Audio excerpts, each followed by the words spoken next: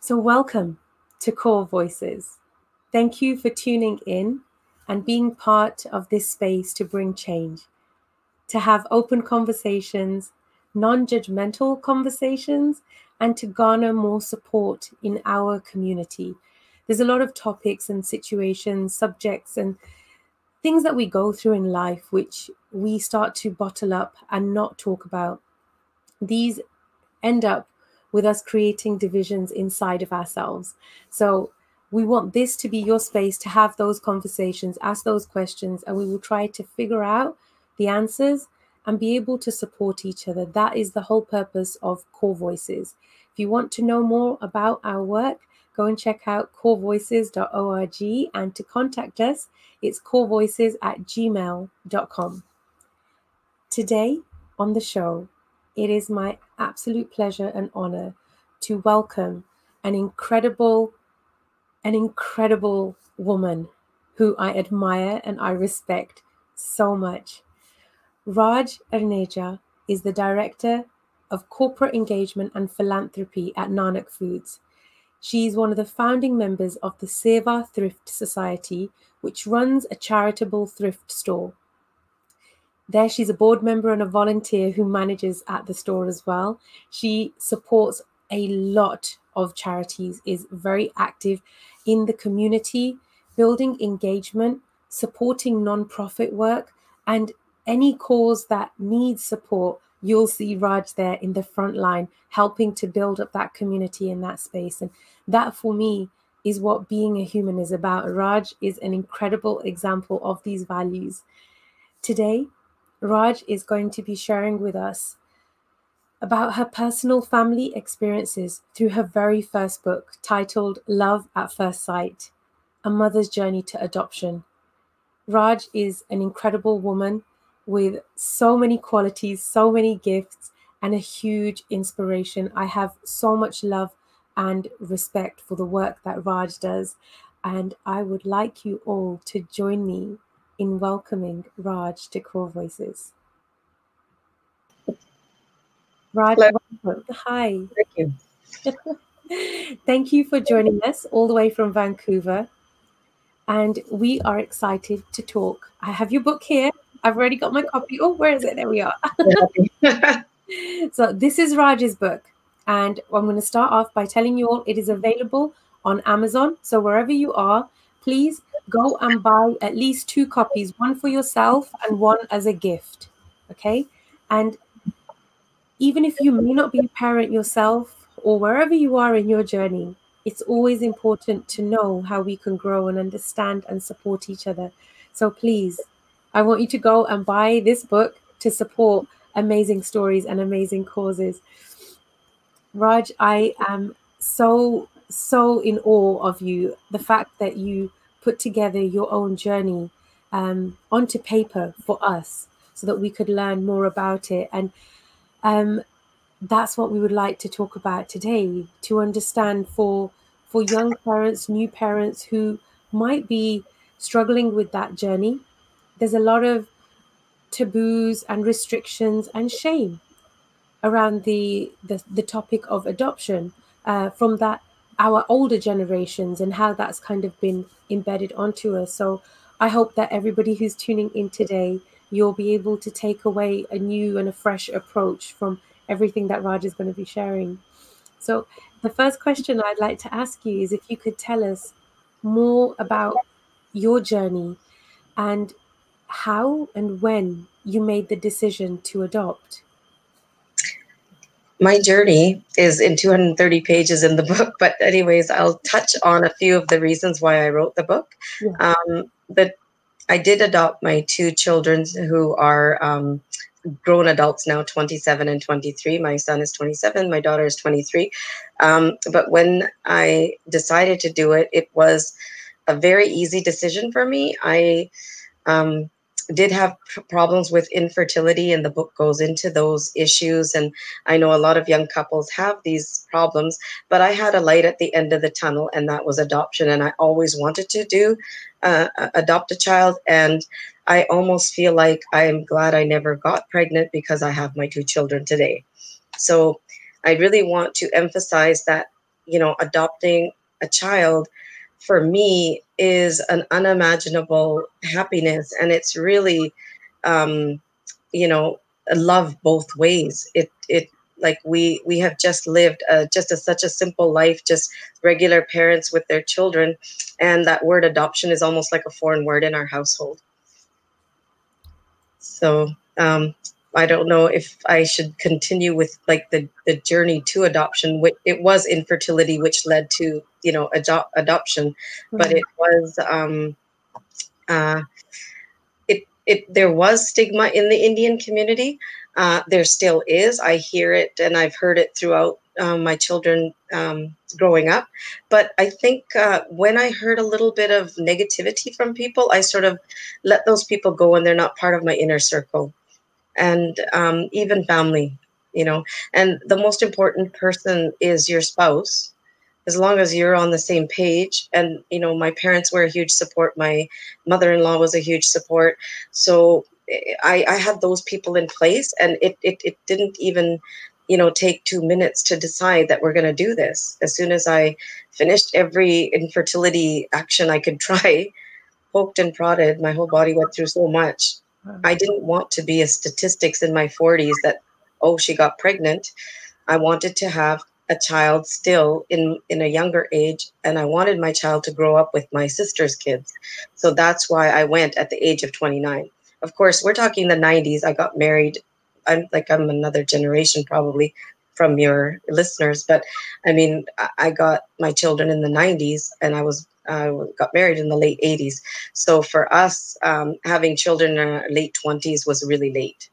So I didn't want to be in my 30s having a child. Now it would probably be 10 years further. You'd be in your 40s trying to have a child, I guess. But adoption is an unimaginable happiness that you can really have and complete your family for both the child and yourself as a parent. Wow. Yes, I know that the detailed version is in the book. But if you could just give us some small glimpses, I'm sure that when you were making those choices, it wasn't easy to navigate it. Of course, you have the joy and the commitment to your beautiful children, but if you could help us to know a little bit more about what some of those challenges were, because you talk about the mindset of never giving up. Mm-hmm. And it would be great to know how you use that to navigate through those difficulties. Yeah, the first chapter does go into my little trip to Japan, and I was climbing Mount Fuji, and I thought I couldn't do it because I was so unprepared, and somebody uttered those words to me, never give up, and I actually ended up managing to climb this mountain. And I was only 16 at the time, and I thought, oh my God, never give up. It really works. Just keep uttering those words. And I feel like I've been using those words all my life for any challenge that I've had. So the infertility happened, but then the adoption process started, and I'm in India, and I'm a person born and brought up in Canada, but India is a foreign country to me, but yet I lived our a very quaint little Punjabi lifestyle at our home in Canada. So the never give up part came in quite handy when I was in India. It was dealing with a lot of bureaucracy, trying to find a child, first of all. And then after I found my baby, then dealing with the bureaucracy of the adoption process and everything. I know this book is not a how-to book on adoption. This is a book about my journey to motherhood, how I found my kids and how I brought them back to Canada. Wow. I mean, I can't even imagine what that must have been like to go. I mean, I don't know how the system works, and absolutely, it's not a book on how to do that. But how did you take those first steps? Like, how did you know where to look or who to Well, it's interesting. There was no internet and there were no cell phones. So you're just using people, getting information from people. You just, networking. In those days, that's how you did it. And actually, when I went to India, and this is all in the book, but it's okay. I was literally going through white pages and yellow pages looking for hospitals where I could go and apply to find a child. And basically what I was looking for was an abandoned baby, because that's what I heard was available. So Wow. yeah, that's what I did for the first 2 weeks. But I think the premise of the book, the reason why I wanted to put it in words, was my trip, my spiritual journey to Himkund Sahib. That gets me emotional. But anyways, that's the reason I have my son, because I took that trip. Wow. And I can't go too much into it because the chapter is titled The Miracle. So you can imagine what came out of that trip. Mm. Wow. Sorry, ask me another question, but That's okay. That's okay. yeah. I mean, this is such a sensitive topic, and I'm deeply grateful for you to be here to talk to us about it and to have written the book for us as well. Um, I want to Yeah, give I you cried a lot. I cried a lot writing it. Mm, These are tears of joy. yeah. These are tears of joy, right? So yeah, it's anybody cries, any mother cries about their children, right? When you're talking about, Yeah. yeah. And for me, it wasn't. For me, I think sometimes in my mind, I feel conceiving or getting pregnant is easier than what I went through. So, but my trip was a little bit different because I went to India both times. From what I understand, in today's world, it's very difficult to adopt a child from India. I've gone into this a little bit in the book too, because of sort of exploitation of children and things like that. So they've put like sort of bars on a lot of adoption cases. So but having said that, you can adopt here in North America or anywhere in the world within your own country. And my husband and I had applied in Canada before we went to India, but that was such a long wait. It was an 8-year wait, apparently. Yeah, because whatever the reasons, but so we just didn't want to wait 8 years. So that's why we chose the option of going to India. We never knew that we would get a baby, but we went. Hmm. It was trial and error. I think that's why I wrote the book, because it was just blind leading the blind. We didn't even know what we were doing. And that's what I think the most interesting thing is, we just didn't know what we were doing. So we didn't know what to look out for. We weren't scared. Hmm. It was just like, because if you know already that you got to look out for this, then you're like, oh, okay, how are we going to do it? But I didn't even know. It just happened. So whatever obstacle came, you just got over it and went to the next. Wow. Maybe that's why this book is a little bit different. But because it's the journey of how I found my children and how I raised them. But one of the things that I really wanted people to get out of this book was that that stigma that you mentioned earlier in the Indian community. People, Indians, excuse me, would like to adopt, generally speaking, through the bloodline of their family, and that issue never entered my mind or my husband's mind, because maybe me, born and brought up here, I didn't even really realize that sort of a mindset existed. So we never ever would ask any of my relatives to give up their child for us. So it wasn't even a second thought for us to adopt a child, and obviously adopt a child that's not related to us. And I hope that this book will sort of take those couples over that fence and say, yes, we can adopt too, even though they have family pressures that, yes, you need to do it only from within your family, or, oh, no, you can't adopt because that's not your blood. So, Hmm. Because there is just so much more that you can get out. It's not even about providing something for a child that maybe wouldn't have had anything, because both my babies were abandoned. I don't look at it that way. I look at it, it's a fulfillment from both sides. Hmm. It really is. Hmm. Yeah. It maybe I feel like sometimes I'm selfish because I have them. I don't know, because I fulfilled my dream of becoming a mother. Yeah. It's so incredible to just hear this, and for you to give us those glimpses, because we idealize this as general members of society, what it would be like and how easy or difficult it might or might not be. But to hear the story and to hear the words from your mouth, it's so different. Like Mhm. it's real. You know what I mean? Yeah. Yeah. And I have a deep gratitude to you for that. Yeah, thank you. But yeah, it was, I was worried about putting this book out just because, my whole family is, sort of the everywhere out in the open now. There's no secrets. But to me, it was never a secret. Mm. Especially when they were little. I had to tell them right away. I told Kabir when he was 4 that he's adopted, and he was so young, and he needed to know because we were heading to India to get my daughter at the time. At that time, we didn't know who we were getting, but we had to tell him because we were taking the big journey, and we said we're going to get a baby sister for you. So he is very excited. And when I told him, he's literally shrugged his shoulders and went out and played. So this is how they heard about them being adopted. And Kirti, I think, was probably 5. And she also was so young. It's just nice that they're very young. They've heard it. They question it later a little bit, but my kids didn't question it too much. Maybe it's because they didn't feel any void in any way. And maybe Indian families make you feel like that. I don't know what it is with our families. We're very inclusive. We have extended families, and my kids, they're part and parcel of everybody. So maybe they didn't have any voids anywhere. And maybe sometimes I feel like the Western world, the kids that are adopted in the Western world, they have questions. They want to know their birth mothers and this and that. My kids never ever asked me anything like that. Wow. And I think that's a salute to the Punjabi culture or the Indian culture, I think.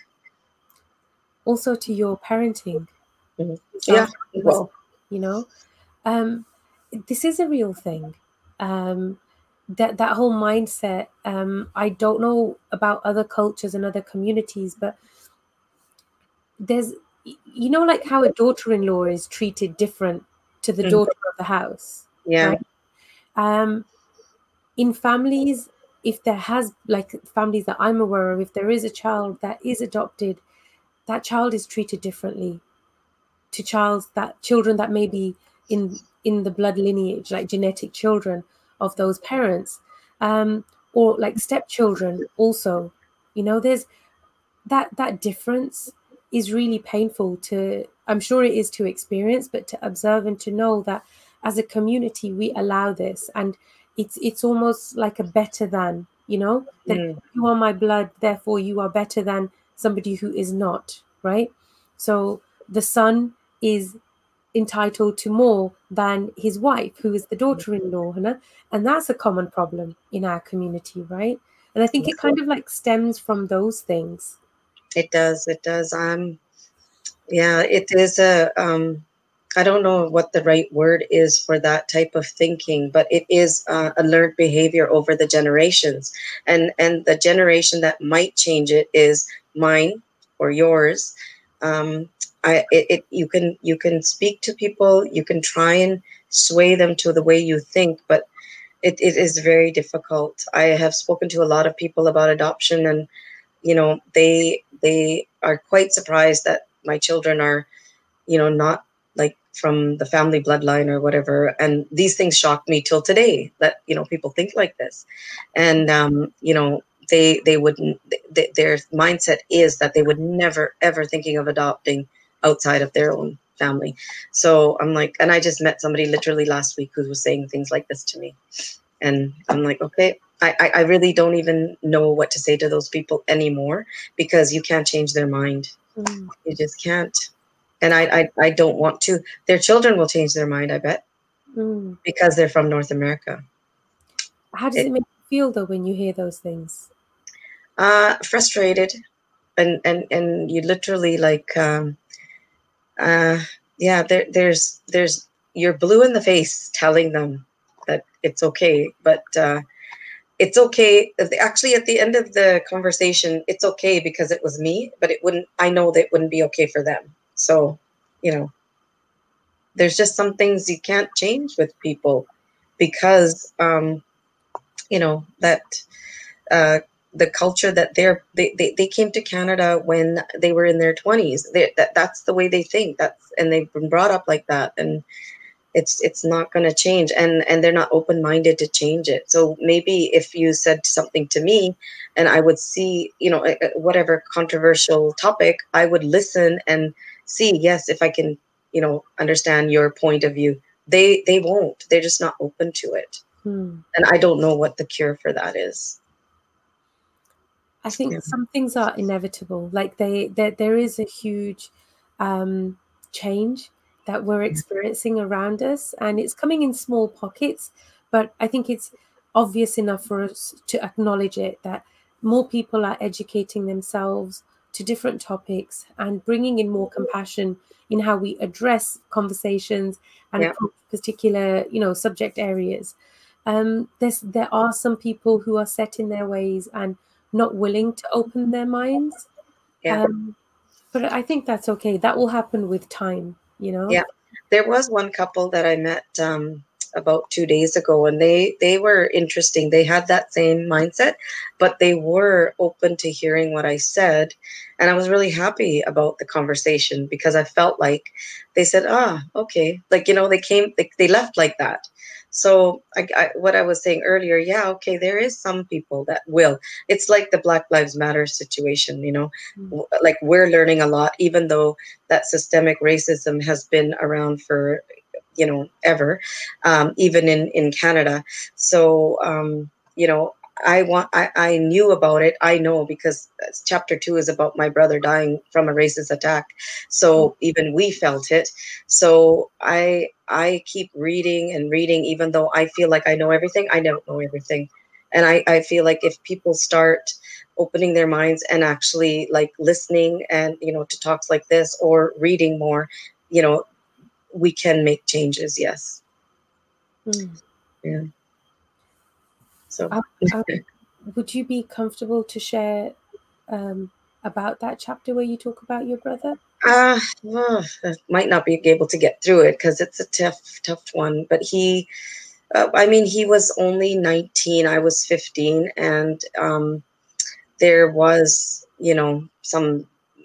somebody hit him and he ended up in the hospital for 10 days and he was on life support. I'll just cut it really short, but he died after 10 days, and he, that like those people were put on trial as well. There was two sort of redneck type brothers, and they got off, all white jury and things like that. So that's the late 70s, early 80s. This happened, right? So that's what our family dealt with. But the reason I put that part of my life in is because it changed me forever.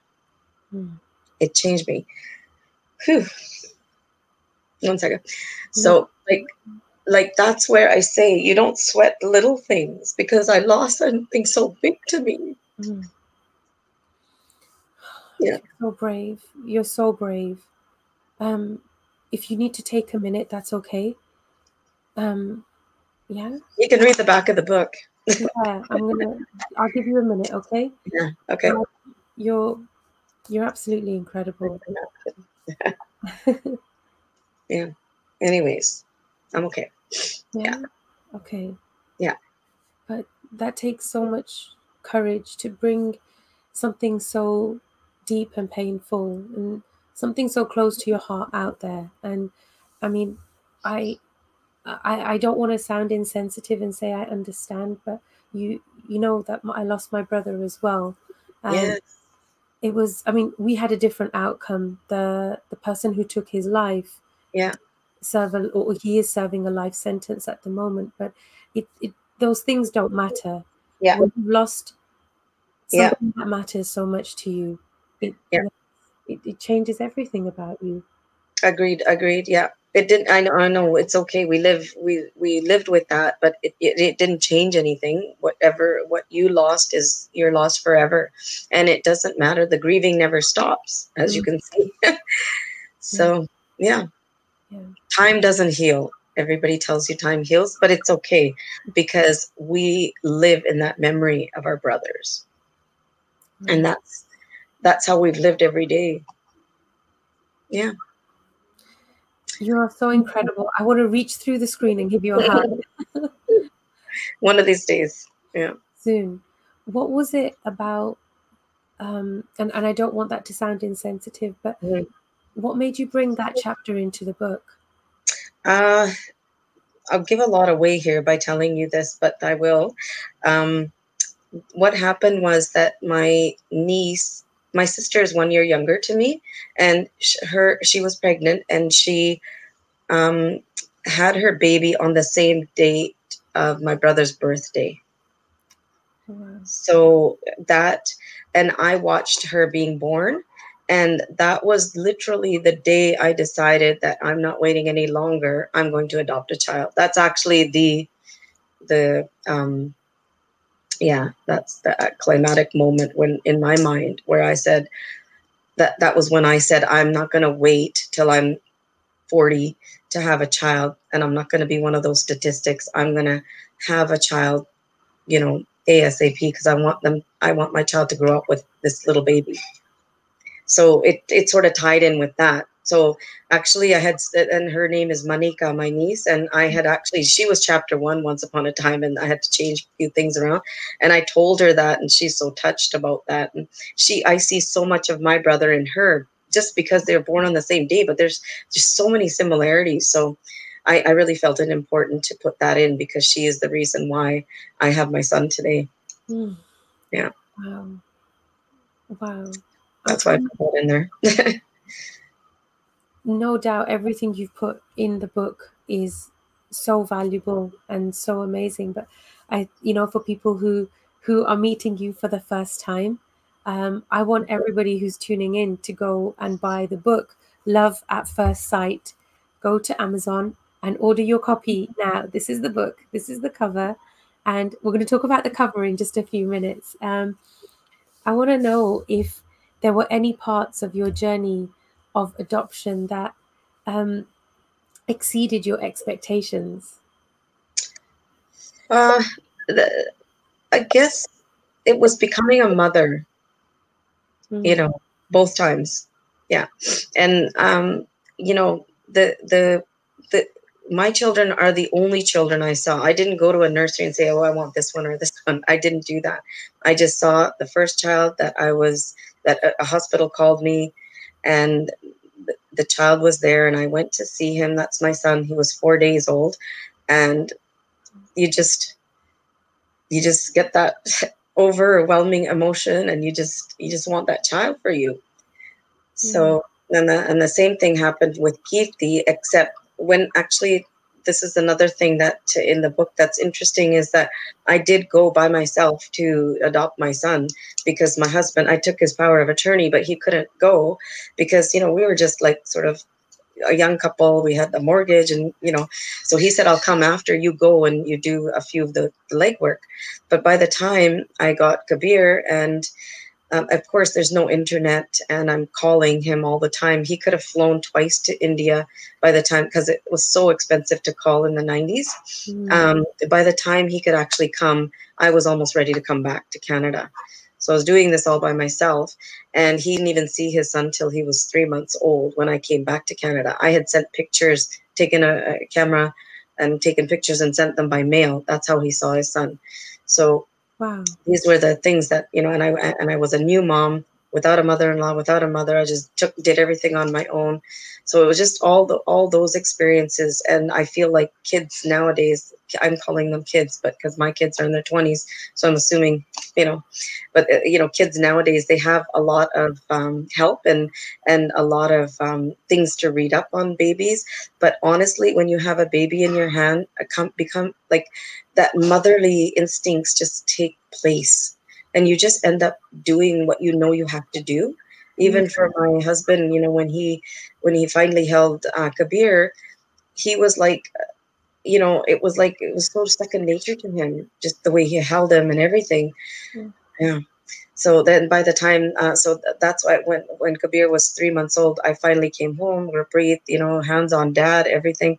Then we went back for Kirti, and that's where the title Love at First Sight came in, because we were with Gurpreet's cousin, who was, from Punjab, and he's a doctor, and introduced us to the doctor from this particular hospital. And Kirti was 3 days old, and when I saw her, I was bawling just seeing her.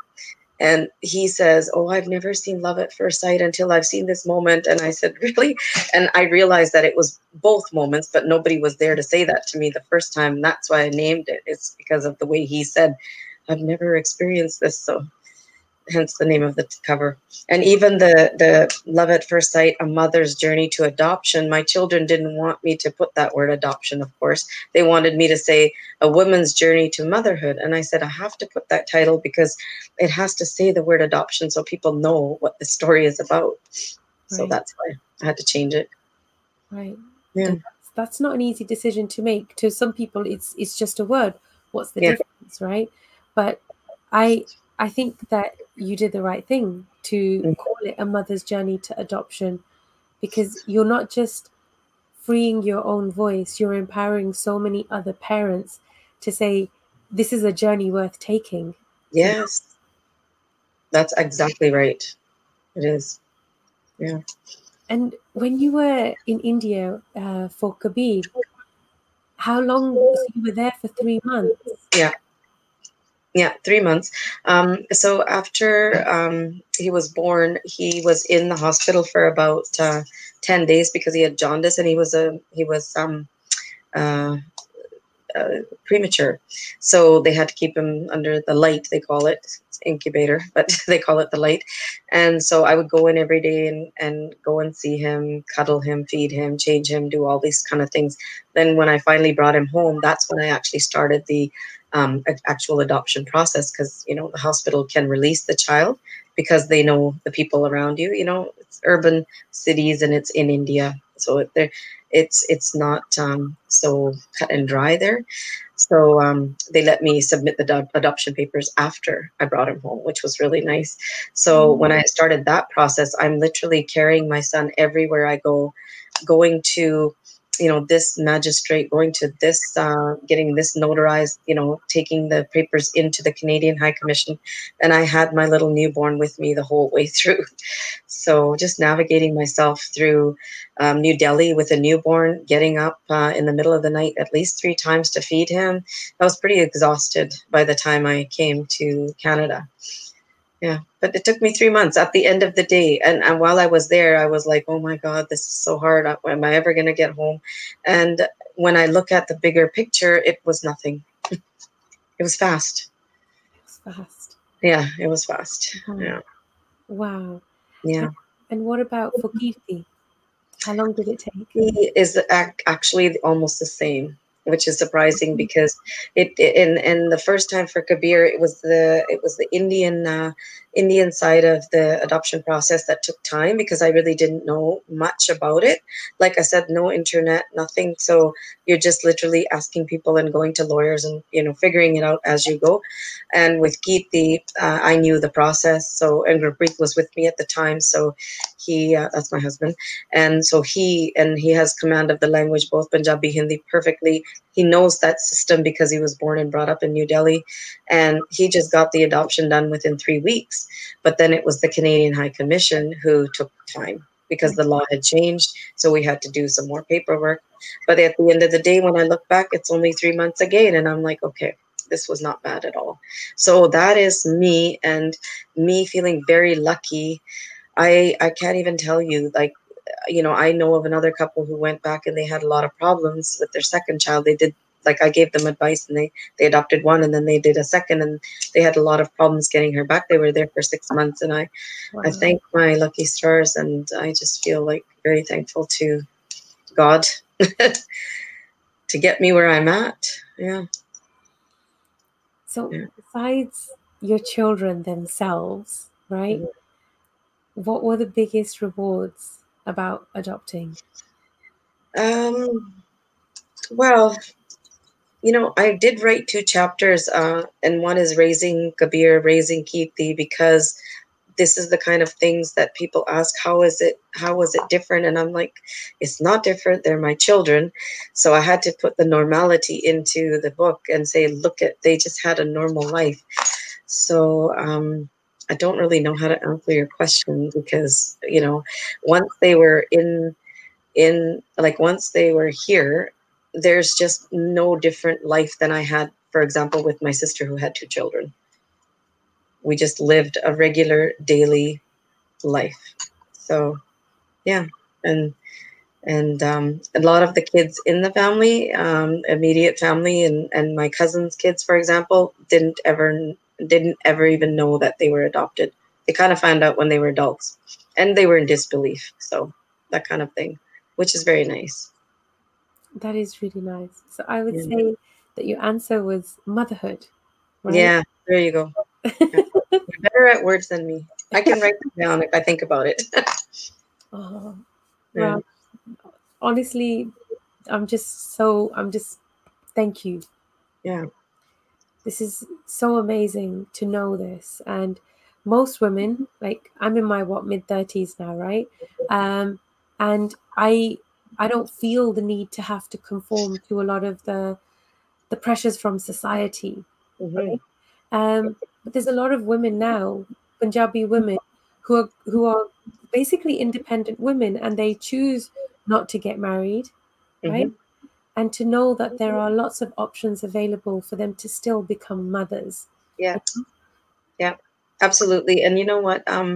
That's one thing that I must say is that to me, becoming a mother, I did not even have any desire to conceive and give birth to a child. To me, that is not a mother. A mother is, raising a child. And so that's why I wasn't one of those people that needed to have that pregnancy experience. I really wasn't, you know. I was always ready for adoption. And I did get into that a little bit in the book about the type of house I'm from. And we're in Canada, and my father brought a lot of his family members over. Um, and our house was like a revolving door. There was always somebody staying with us, and then my eldest sister is, as a matter of fact, adopted by my parents. And I was 6, she was 10. I don't even remember life without her. So maybe these things were instilled in me when I was really young, and so that's why the decision was very easy. Mm. Nobody was ever a stranger, and all these people that lived in our house when we were younger, my sisters and I, we were always cooking for people, washing dishes, doing everything. It just came second nature. My parents never let us have how there was never anger in the air. It was just like, okay, yeah, this person's coming. Oh, okay, got to do this. Like, it was just matter of fact daily life that we had with all of our relatives always coming in and out. One would come, they would get settled, they would move out, another one would come. It was like that for my house. Yeah. That's amazing. That's Yeah. amazing to hear. That's what my dad kind of, that's his sort of social work in his life, is just helping these people, filling out forms for people. Even Oh, at age 80, people are calling him. It's kind of annoying. They need to give him a break, but he does a lot. that's what keeps him going, right? Yeah. So Yeah. he basically brought Punjab to Canada. Yeah, he did. He brought thousands of people, actually. Yeah. And that was just because he had so much experience with his own family. Mm. And in, like, let's say the, 70s, 80s, 90s, he became very friendly with all the immigration officers. Of course, there's nobody there now. Everything's done online. But in those days, you actually had to physically go to an immigration officer. They all knew him by his first name. And that's why, you know, they would sort of let his people come in, so to speak. Wow, Yeah. that's pretty neat. Yeah, yeah, it's kind of crazy. Yeah. So when you made your decision to adopt, did you consult the rest of your family? Did you speak to your parents? Um, yes, I did. I don't even remember talking to them much about it. I don't. And if I did, I think they were, yeah, I mean, because my parents, like I said, the household that we were brought up in, and of course my older sister is adopted. She's actually my pua's daughter, but whatever, that doesn't mean anything to me. My pua passed away when she was just a baby, and my dad vowed to bring her here. So, you know, she's just sick, like my sister, and that's the end of that. So, I knew about it, but it was, again, just like my kids. They know about it, but doesn't mean anything to them. So, so it didn't really have to. But my mother-in-law was super nice. She was like, because she knew that we were having troubles conceiving, and she said in Punjabi, she said, "Jarur lo, bacha jarur lo." And she says, "Kudi jarur lena pehlo." And I did go to get a girl. I did say that in the book too, because in those days I had heard that girls are available, and we know why, because of the Indian mentality and all the issues that go with having girls. So this is all touched on in the book, and I had my heart set on getting a baby girl, and that's why I took all clothing for baby. I took baby girl, like little onesies, and the diapers were even pink. And then I had this little baby boy, and I'm like, oh, but I came for a girl. I almost felt guilty going to see this little baby boy. But then my aunt straightened me out. She said, "You know what? If you're gonna get a girl, you can come back and get a girl, but go see this baby." So I'm so glad I did that. Wow. Yeah. But yeah, my mother-in-law, those were the only people that were important to me. My sisters were always a support. It's not that. And yeah, there was nobody else that I didn't need permission. And maybe I'm lucky. I don't know. I just didn't need permission. And when it comes down to it, anybody who's listening, it really just comes into your own family unit. It really, at the end of the day, now I'm in my 50s, and at the end of the day, I feel like it really is your husband and your children and your parents to a certain extent. But it really comes down to that little family unit and what makes you happy. So you have to decide for yourselves and how you're going to pursue your life and what you're going to do with your own lives. I don't think that, too many outside obstacles should change you, especially if you know it's right. Right. That's what I think. Yeah.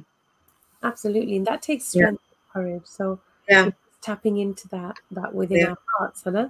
Yeah. So you told me that Kabir and Kirti, both of them, for them it didn't really matter that they were adopted, but is it something that affected them growing up? Like, how did they deal with that? Was it an issue or not at all? I wish I could say yes, but it wasn't. I don't know. And it really wasn't. I mean, I even asked Kabir, he's the quieter one, and I asked him that if you ever want to know, and I've told him his story many, many times, to the point where, Mom, I've heard it. Like, and that's the Himkund story when he was born. And that's probably why I decided to write it, because I told people about it. And, he's like, I already heard it. Don't tell me anymore. So, and I said, you know what, if you would ever want to know about your natural mother, I don't know, or birth mother, or whatever you want to call it.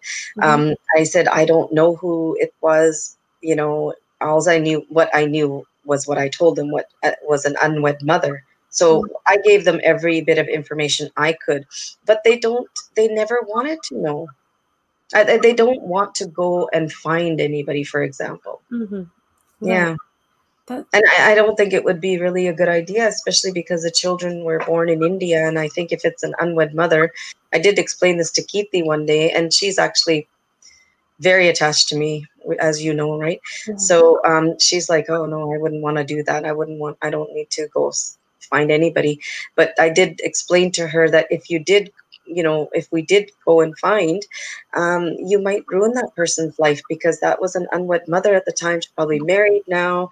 I don't know. I don't know if you would want to ruin somebody else's life and then not even be happy about meeting that person, because they might not be happy about meeting you. So I was trying to explain it in that way. And that was just a couple of years ago. But we do have these open, candid conversations, but not very often. Yeah. I'm glad that they didn't have those problems. I'm happy to hear that. Yeah.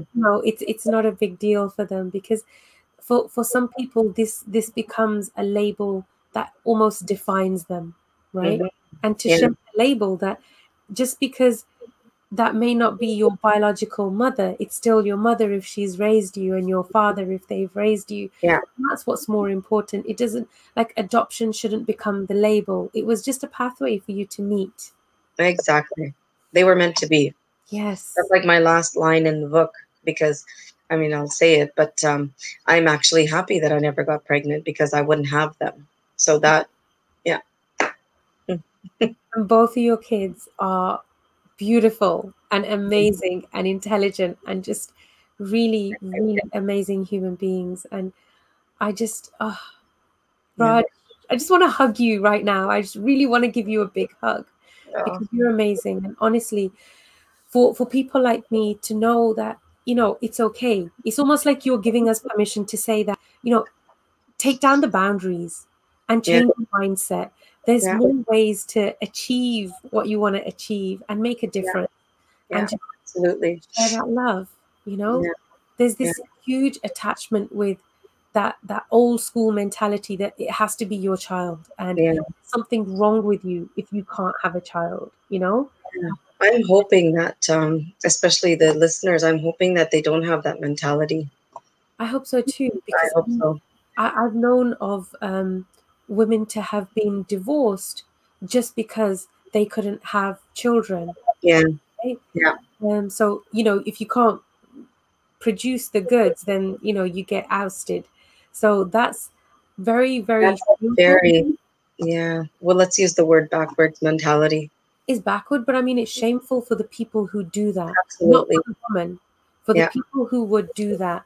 And if it's a problem, like the problem can exist on both sides. It's not always a female problem; it can be a male problem too. of course But it is. Yeah, we throw the shame at the women. yeah, And it's like there must be something yeah. wrong with her. That's why this is happening. Yeah, and I felt all that. I felt it all. In during my infertility days, I had, I mean, for 5 years I knew. I mean, 7 years after 7 years of marriage, Kabir was born.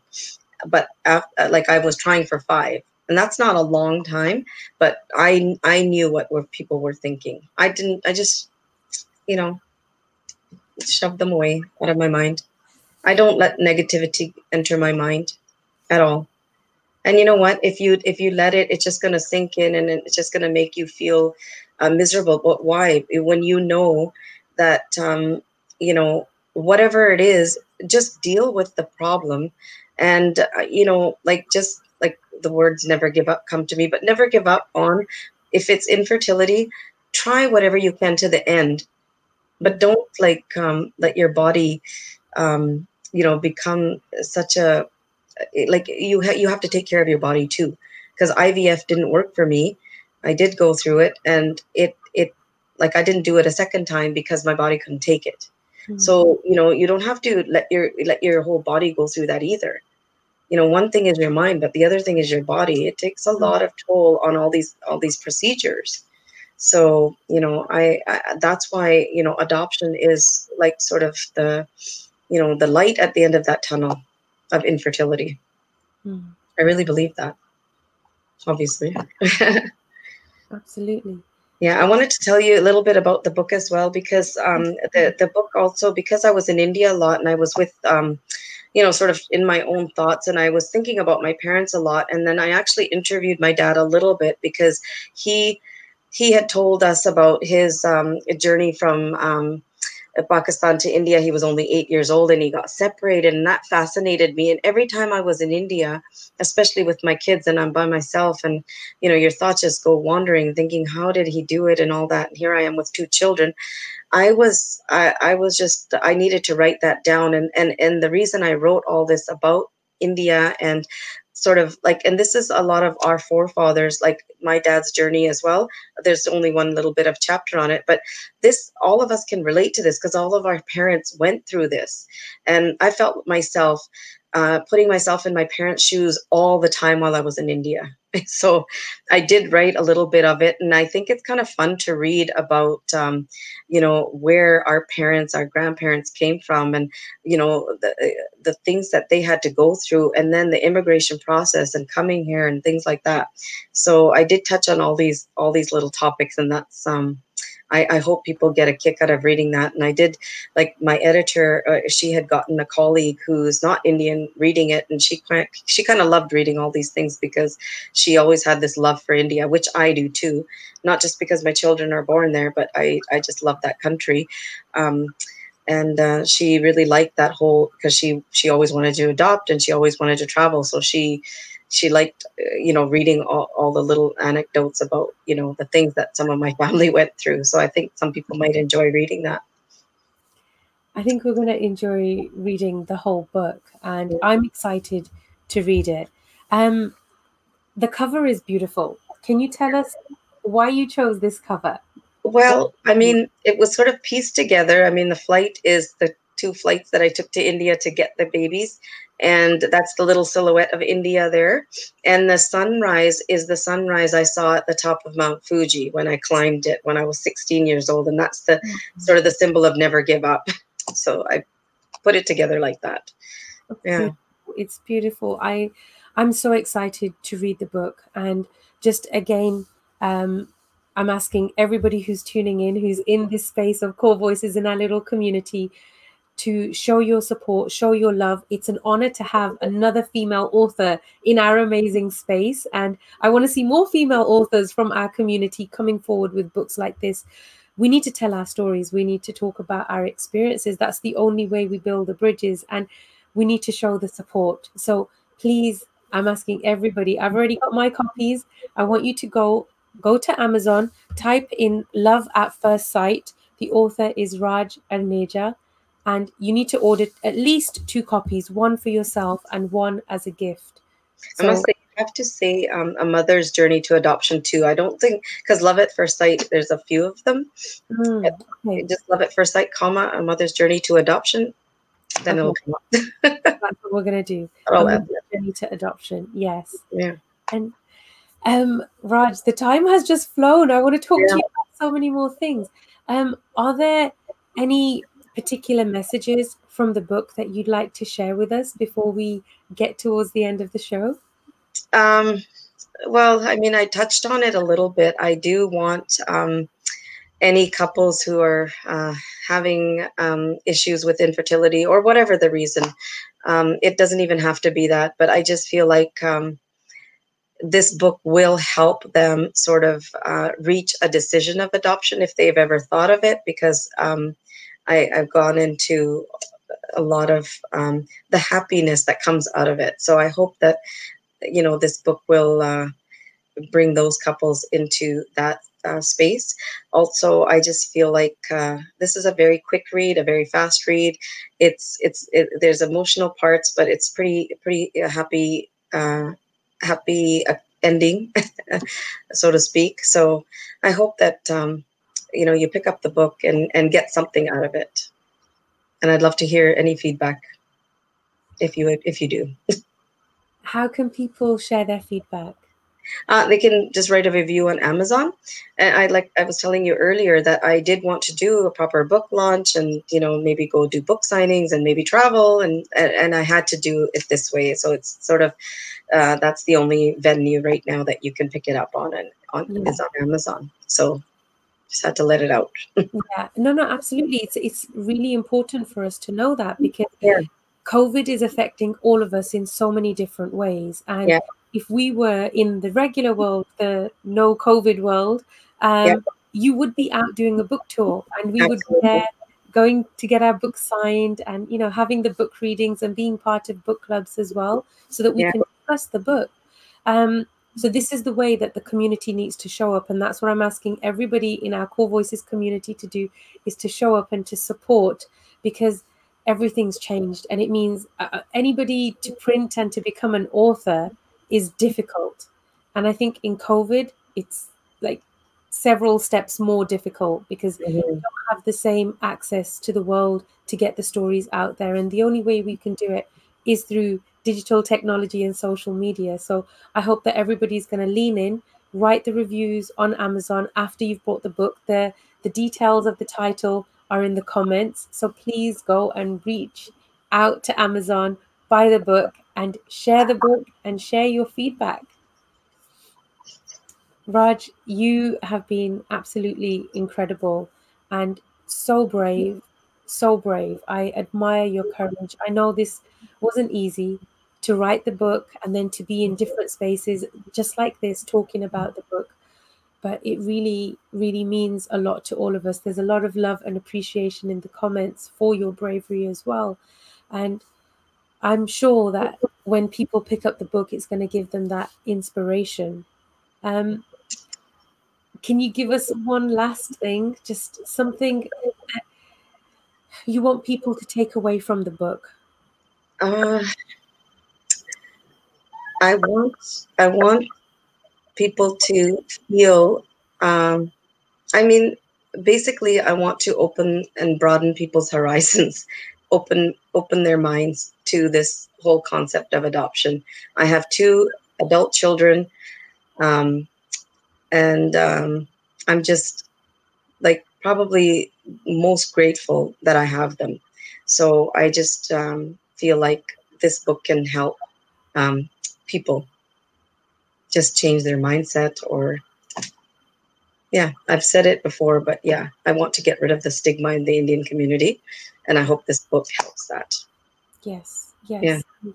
I would love for you to be back in our space, whenever you want. This is a space for you, the whole community, to tell us more about how that journey is evolving, how we can show up and support everything that you're doing. And, even if it's setting up book clubs, whatever we need to do, this is our, what do I say? It's our responsibility as the community to step up and appreciate good work when it's put out there. So thank you for doing that incredibly hard work, for writing the book, for putting it out there, for being here today and sharing your story with us. Thank you. Thank you so much for having me, and thank you for everybody who tuned in. I really appreciate everybody listening to me. Thank Really, you. really a pleasure.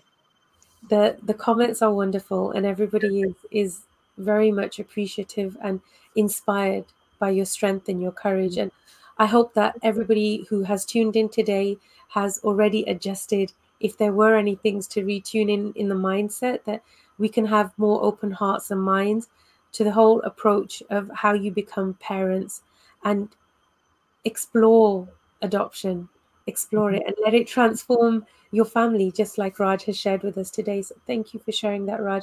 Thank you for being on Kaur Voices, and thank you for everybody who's tuned in. And Yeah, we'll see you again next week. you. Thank you. Okay.